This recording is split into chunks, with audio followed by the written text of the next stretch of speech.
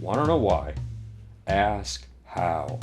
Howard the Humongous. The really hard part of sex is the mate hunt, the primitive precursor of romance and heartbreak. Remember, you were a moss 500,000 years ago. You have ditched the path of least resistance and are taking your chances on the vast and murderous desert of rock that will someday be called land. If there were Bernie Sanders-style progressives around, they would probably say, let's take care of the sea first. Why waste precious resources on this land program? We are distracting our attention from what really counts.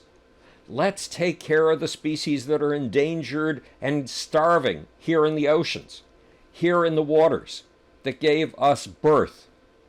And these social justice warriors might just be right. Your space program is an overwhelming gamble. The persistence of life on land will be an iffy proposition.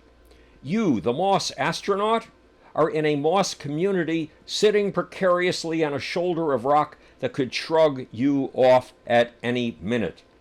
You and your neighbors are the merest speck of fuzzy green on 57 million square miles of blank and savage stone. Stone made only the tiniest bit hospitable by the cracks that bacteria have expanded. Rock faces made only the barest bit livable by the powder, slime, and mats that bacteria have left as garbage in their wake. Not to mention stone made only slightly welcoming by the bacterial colonies living on the rock as biofilms. But to compound your sins against nature, you, the plant, invading the land and pioneering sex, are about to commit yet one more outrage against the principle of least action and the law of entropy. What sin could you possibly perpetrate next?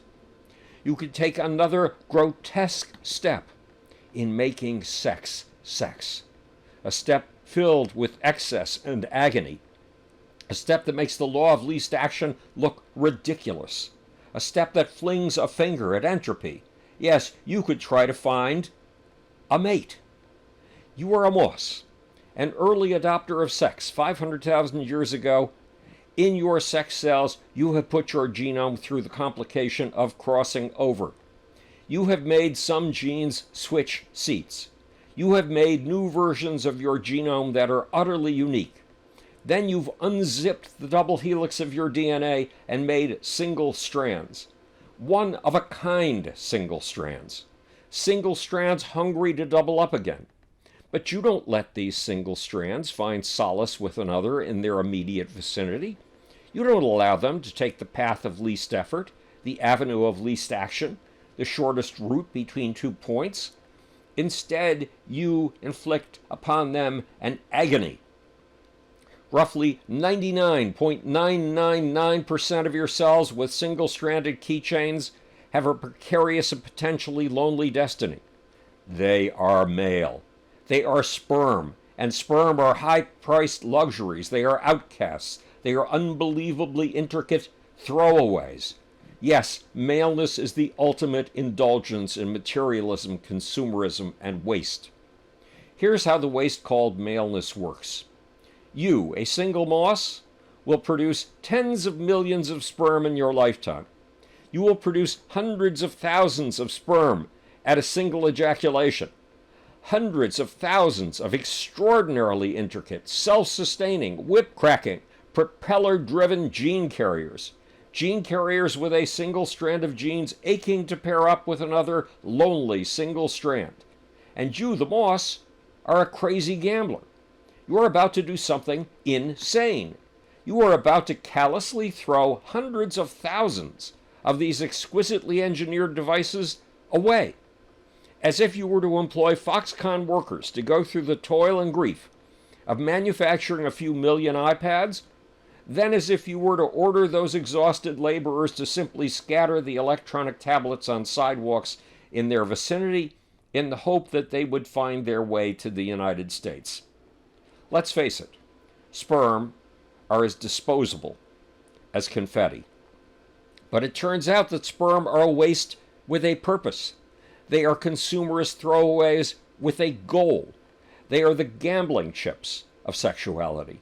They are the explorers of new possibility. Each sperm is a feeler and a scout carrying one lonely single strand of your genome to a distant mate with whom it can create offspring that are genetically unique. To find that mate, your sperm are built to go into territories far beyond your easy pickings, far beyond your immediate vicinity. How will you, an ancient moss, 500,000 years ago, send your male cells, your sperm, out into the wild to see how they will do on the mate hunt? How will you send them out to make their fortune? First, you will defy the law of least effort. You will take a giant step to guarantee that your sperm do not take the path of least action. You will make sure that your sperm do not fertilize the eggs just a tiny swim away from their birthplace. You will make sure that your sperm do not get together with their sisters, your eggs. In fact, you will hide each of your eggs in an expensive, flask-shaped, protective vessel. You will tuck each egg away in a sexual fortress. But that's not all. You will perfect a timing mechanism that shuts that fortress while your sperm are venturing out. And you will sometimes back up the physical barrier of your fortress walls by making your eggs and sperm chemically incompatible. To repeat, you will lock the law of least effort out of your reproductive cycle. You will freeze that law out utterly. What's more, you will make sure that your sperm are tossed as far from the easy pickings of home as possible. And you will be vicious and cruel in expelling those poor males. You will force them to risk their lives on territory utterly unknown to them, territory they have literally never felt or seen before. And worse, you will defy gravity's most basic law, the law of gravity. You will shoot some of your sperm 5.5 inches to nearly 8 inches into the air. Sounds like a mere nothing, but that's the equivalent of shooting you or me 53 miles into the stratosphere. That's a very unnatural form of travel for the cells of a 2-inch high plant, whose ancestors formed black mats on the rocks of tidal pools and thick blooms on the surface of the sea. But you will go farther. You will build some sperm to race over the landscape. You will make them double-engined microbial sports cars, microbial Lamborghinis. You will equip each of them with 2 long whips, 2 rotating propellers that will allow them to swim a distance of 3 to 6 feet. That's the equivalent in human terms of swimming 2,272 miles, swimming from New York to Puerto Cabello in Venezuela. Just to up the challenge, your sperm will only be able to pull off this marathon swim if they are lucky enough to find water. Thank goodness for rain. Your males, the 99.999% you've built to throw away, are your bets on exploration. Your males are your wild, materialist, consumerist, waste-based gambles. Your males are your flagrant excess. And your consumerist, materialist, wasteful risk-taking is a strategy. But it's not your only strategy. Not at all. You put your biggest bet on its very opposite. The conservative, stick-in-the-mud tactic of the tried and true. The strategy of the devil you already know. The strategy of the sure thing. The strategy of the land you are already familiar with. That's what the other 0.0001% of the single-strand carrying cells you've just manufactured are all about. Yes, that lucky 0.0001% of your single-stranded cells, the cells you've mass-produced using the sexual process, are your safety backup, your fallback position, your sure things. You will cherish them. You will make each one of them 10,000 times bigger than a sperm. You will not carelessly shoot them into the air, scatter them to the wind, or let them trickle away in the rain. You will hug each one deep in your bosom. You will keep her protected. You will build that bottle-like fortress we talked about a minute ago in which to keep her from harm, not to mention from incest. Why? She is a female, and you do not waste tens of thousands or billions upon billions of females. You do not send them out to their death in the hope that for every million that die, one will strike pay dirt and survive. You do not waste them. You ensure that when the males of another moss, that moss's wandering sperm, that moss's adventurers and knights, make their way to you, those males have already been tested for hardiness and for their ability to outdo a wicked fate. They have already been tested by the terrors of the landscape, tested by dryness, puddles, obstacles, rivals, and those who would eat them, tested by the mazes they mastered to reach you.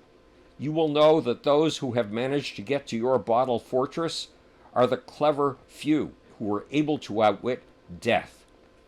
Ah, sex, how brutal, how picky, how it breaks hearts, how it holds us in its grip even when we are doing deeds that seem to have nothing to do with sex at all. How it drives us even when we are accomplishing the loftiest achievements, like shooting 53 miles into the stratosphere, just to find a girl. Which brings us to the puzzle of gender. This is Howard Bloom, speaking to you from the future. It's your job and my job to make, or, want to know why? Ask how. And now for the sneaky, sleazy, slimy, not so sibilant little off button.